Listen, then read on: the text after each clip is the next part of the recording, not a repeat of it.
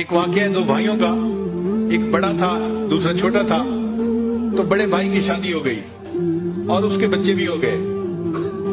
چھوٹا بھائی ابھی اپنی جاب کر رہا تھا، اس کی شادی نہیں ہوئی تھی. ان کے والد فوت ہو گئے. تو والد کی زرعی زمین تھی، وہ ان دونوں بھائیوں نے آدھی آدھی تقسیم کر لی. جب آدھی آدھی تقسیم کر لی تو اب اس زمین کی فصل نکلی سال کے بعد جیسے نکلتی ہے. تو بڑے بھائی نے بھی اپنی فصل کو سمیٹا اور چھوٹے نے بھی سمیٹا. مگر جب رات آئی تو بڑے بھائی نے سوچا کہ میرے ساتھ بیٹے بھی ہیں اور وہ بھی ہیلپنگ ہینڈ بن جائیں گے 1 سال 2 سال میں، تو مجھے تو اتنے ضرورت نہیں ہے جتنی کہ میرے چھوٹے بھائی کو ہے. وہ اکیلا ہے بیچارہ، سنگل ہینڈڈ ہے، وہی ارن کرے گا، اسی نے محنت کی. تو کیوں نہ میں اپنے حصے میں سے کچھ گندم کی بوریاں اپنے دوسرے بھائی کو دے دوں. چنانچہ اس نے اپنی 5 بوریاں اٹھائیں اور اپنے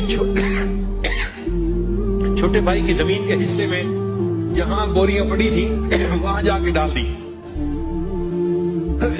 اللہ کی شان.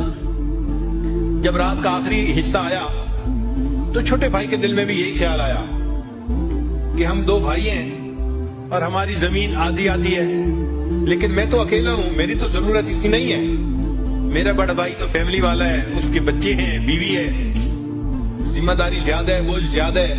کیوں نہ میں اپنی گندم میں سے کچھ گندم اس کے حصے میں ڈال دوں تو اس کو فائدہ ہو جائے گا.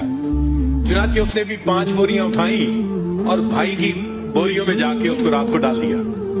اب صبح کا وقت ہوا، دونوں بھائیوں نے اپنی اپنی گندم کا حساب لگایا تو حیران، کیونکہ ان کے حساب سے گندم کی جو گنتی تھی وہ تو اتنی تھی اور اس میں سے 5 بوریاں انہوں نے دوسرے بھائی کو دے دی تھی رات کو.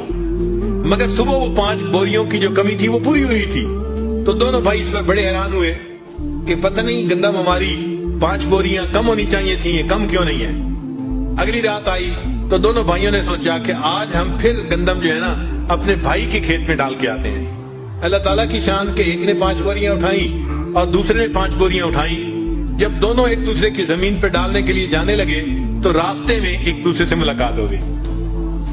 ایک نے بھی 5 بوریاں اٹھائی ہوئی تھی ٹریکٹر پہ، دوسرے نے بھی اٹھائی ہوئی تھی. وہ اپنے بھائی کے حصے میں ڈالنے جا رہا تھا اور یہ اپنے بھائی کے حصے میں ڈالنے جا رہا تھا. اللہ تعالیٰ ایسی سچی محبتیں ہمیں بھی عطا فرمائے.